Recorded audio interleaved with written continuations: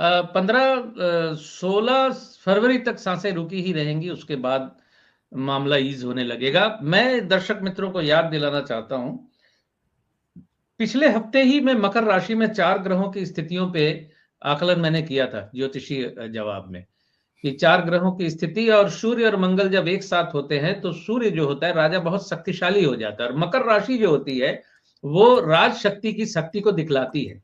Administration जो है बहुत कड़ा हो जाता है, जिसके हाथ में एडमिनिस्ट्रेशन का कंट्रोल होता है वो बड़े कठिन और बड़े कठोर निर्णय लेता है। तो ये बिल्कुल सीखने के उद्देश्य से सुनने वालों को बोल दूं कि सूर्य और मंगल का जब तक कॉम्बिनेशन मकर राशि में बना रहेगा, क्योंकि बुध निकल जाएगा 4 तारीख को, शुक्र निकल जाएगा 6 तारीख को सुबह। तो मैं आपको बता दूं बड़ा स्पष्ट कि 6 तारीख तक या 4 तारीख तक समझ लीजिए, वार्तालाप जो हो रहे हैं कहीं ना कहीं बुध के वहां से निकलते ही वार्तालाप बंद हो जाएगा, यानी कम्युनिकेशन टूट जाएगा 4 तारीख के बाद मकर राशि से। वहां सूर्य और मंगल शुक्र के 6 तारीख को हटते ही 6 से लेकर 15-16 तारीख तक लगभग सूर्य और मंगल एक साथ होंगे।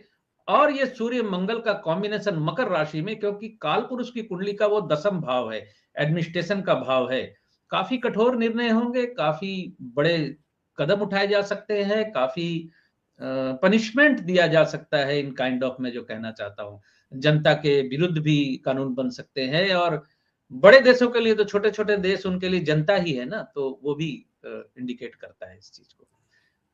तो मकर राशि का खमनई साहब मुकाबला कर पाएंगे क्या अमेरिका और इजराइल का? ये तो देखिए ज्योतिषी तरीके से थोड़ा बोलना मुश्किल है, क्योंकि हम प्रैक्टिकली जानते हैं कि अमेरिका पास हथियारों के भंडार है, लेकिन वार्तालाप जो टूटेगा सिर्फ 10 दिन के लिए टूटेगा। 10 दिन में जो होना है होगा, उसके बाद फिर सूर्य चला आएगा बुध के साथ कुंभ में, सूर्य बुध के साथ कुंभ में आ जाएंगे, तो फिर सूर्य जो है राजा जो है बुध की मंत्रणा को और कम्युनिकेशन को, डिप्लोमेटिक टॉक को, क्योंकि वहां शुक्र भी बैठा होगा जो डिप्लोमेटिक टॉक का कारक होता है, वो फिर सूर्य जो है डिप्लोमेटिक टॉक पे आ जाएगा। और मंगल चूंकि अलग हो जाएगा, मकर में होते हुए भी सूर्य से अलग हो जाएगा, तो सूर्य को फिर मंगल की यानी सेना की शक्ति उतनी मजबूती से उसके पीछे होगी नहीं, यानी वारमोंगर को फिर जो शासक है वो थोड़ा डिनाई करने लगेंगे कि नहीं रुको, बाद में सोचते हैं, रुको जरा देखते हैं बात करके। क्योंकि अगर 10 दिन में धक्का बड़ा लगा तो फिर सबको, अमेरिका को भी समझ में आ जाएगा कि बहुत बड़ा नुकसान होने जा रहा है, क्योंकि अमेरिका की अर्थव्यवस्था भी ऋण के बोझ से जर्जर हुई पड़ी है। आपका कहने का मतलब है कि ये 10 दिन बहुत खतरनाक है, और 10 दिन में दिन जब बहुत डैमेज हो जाएगा वॉर से, इधर का भी, तब ये कहेंगे चलो अब बातचीत पे आ जाते हैं। आपका कहने का मतलब शायद ये है, मुझे लगता है। यस, सूर्य जैसे ही बुध से फिर कनेक्ट करेगा कुंभ में जाकर, फिर वो शुक्र भी वहां उपस्थित होंगे पहले से, तो डिप्लोमेटिक टॉक शुरू हो जाएगी फिर।